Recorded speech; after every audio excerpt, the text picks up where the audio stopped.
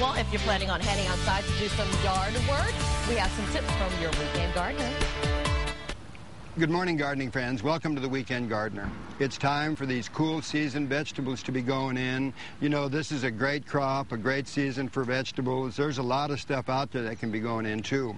I like it much better than the spring and summer crops. It's much easier to get started. The soil is beginning to cool down, so you can put a lot of seeds directly into the garden.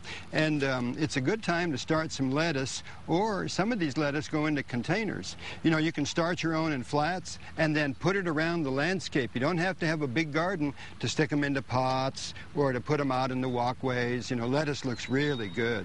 And so do some of the other plants that have colorful foliage, like chard. That's another good one. But transplants are available at the garden centers right now. Kale is something very important. It's the most nutritious of the different plants that you can put out there during the winter months, and no matter how cold it gets, it does very, very well. So I encourage you to try some of the different types of kale. This is one that a lot of people like. It's called the Dino Kale. Really, really pretty. There's cabbage to go in. Cabbage does very well around here, and there's a couple of different types. This is late flat Dutch right here, one of the heirloom types, and this one right here is early Jersey Wakefield. These are the ones that are kind of flatter, but really, really good.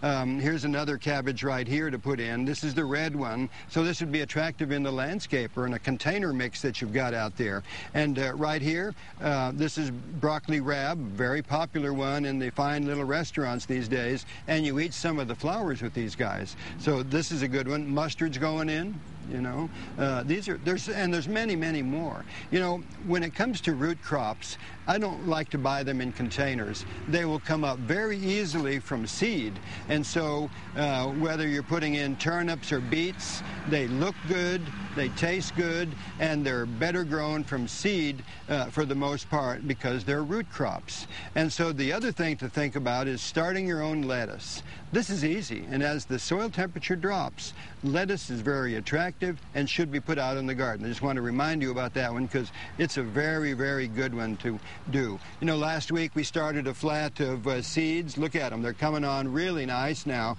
This is easy to do at home also. A good little seed mix for you, and some of these flats are available at the garden centers. Put your seed mix, put your seeds in there, and what you'll have is varieties that are important to you that you might not find in the garden centers. Another thing is information, and this is the Texas Organic Vegetable Gardening book by Howard Garrett and Malcolm Beck, two Texas gardeners. And there's the square foot gardening. We're showing you that quite a bit out there. We're about to start the season with our square foot gardens, and Mel Bartholomew's book is a great piece to learn about that.